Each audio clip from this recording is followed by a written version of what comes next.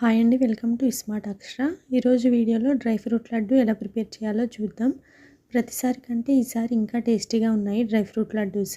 1 cup దాకా బాదం పప్పు తీసుకొని వాటిని ఇలా చిన్న చిన్న పీసెస్గా కట్ చేసి ఉంచుకోవాలి. జీడిపప్పును కూడా అదే విధంగా కట్ చేసి ఉంచుకోవాలి. 1 కప్పు దాకా పిస్తా పప్పును తీసుకోవాలి. ఒక 400 గ్రామ్స్ వరకు డేట్స్ బాక్స్ తీసుకున్నాను. ఇప్పుడు నేను చెప్తున్న క్వాంటిటీస్కి ఈ డేట్స్ బాక్స్ మొత్తం సరిపోతుంది.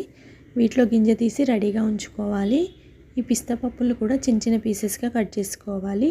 నెక్స్ట్ స్టవ్ మీద ఒక కళాయి పెట్టుకొని అందులో గీ వేయాలి. అది కరిగాక దాంట్లో జీడిపప్పు, బాదం పప్పు, పిస్తా వేసి వేయించుకోవాలి. బాదం పప్పు ఫ్రై అవ్వడానికి కొంచెం ఎక్కువ టైం పడుతుంది కాబట్టి ఫస్ట్ బాదం పప్పు వేసి ఫ్రై చేయాలి. బాదం పప్పు కొంచెం ఫ్రై అయ్యాక ఇందులో జీడిపప్పు కూడా వేసి ఫ్రై చేయాలి. ఒకదాని తర్వాత ఒకటి వేసి వేయించడం వల్ల బాగా ఫ్రై అవుతాయి. నెక్స్ట్ ఇవన్నీ ఒక ప్లేట్లోకి తీసుకొని చల్లారనివ్వాలి. మళ్ళీ స్టవ్ మీద కళాయి పెట్టుకొని అందులో కొంచెం గీ వేసి అది వేడయ్యాక వాల్నట్స్ వేసుకోవాలి.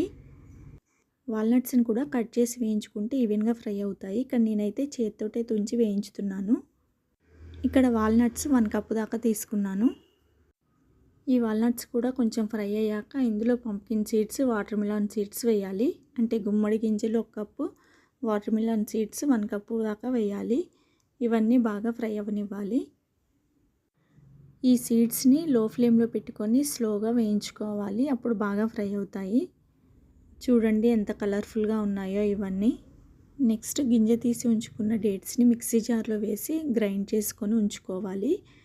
నెక్స్ట్ ఈ డ్రై ఫ్రూట్స్ని అన్నిటినీ చల్లారనివ్వాలి. ఇప్పుడు స్టవ్ మీద మళ్ళీ కళాయి పెట్టుకొని అందులో ఒక 1 స్పూన్ దాకా గీ వేసి ఇందులో మిక్సీ పట్టుకొని ఉంచుకున్న డేట్స్ పేస్ట్ని వేసి కొద్దిసేపు మగ్గనివ్వాలి.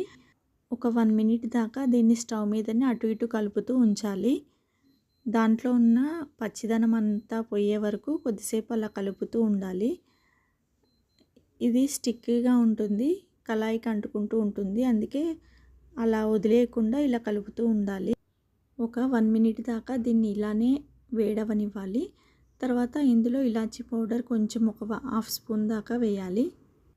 నెక్స్ట్ ఈ డేట్స్ మిశ్రమాన్ని డ్రై ఫ్రూట్స్ మిశ్రమం ఉంది కదా అందులో వేసి మొత్తం బాగా మిక్స్ చేయాలి. ఇక్కడ ప్లేట్లో చుట్టుకోవడం కష్టమని మళ్ళీ కళాయిలోకి ఈ మిశ్రమం మొత్తం ట్రాన్స్ఫర్ చేస్తున్నాను. ఇందులో అయితే కింద పోకుండా ఉంటుందని. ఈ డ్రై ఫ్రూట్స్ అండ్ డేట్స్ రెండు బాగా మిక్స్ అయ్యేటట్టు కలుపుకోవాలి చేత్తో. అరచేతికి నెయ్యి అప్లై చేసుకొని లడ్డూల్లా చుట్టుకోవాలి ఈ మిశ్రమాన్ని. ఇక్కడ లడ్డూల్లా చుట్టే వీడియో క్లిప్ మిస్ అయిందండి. అంతే అండి, easy and tasty dry fruit laddu ready అయిపోయింది. ఒకసారి మీరు కూడా ఈ విధంగా చేయండి. ఇలా కట్ చేసుకొని సపరేట్గా వేయించుకోవడం వల్ల బాగా క్రిస్పీగా బాగున్నాయి ఈసారి.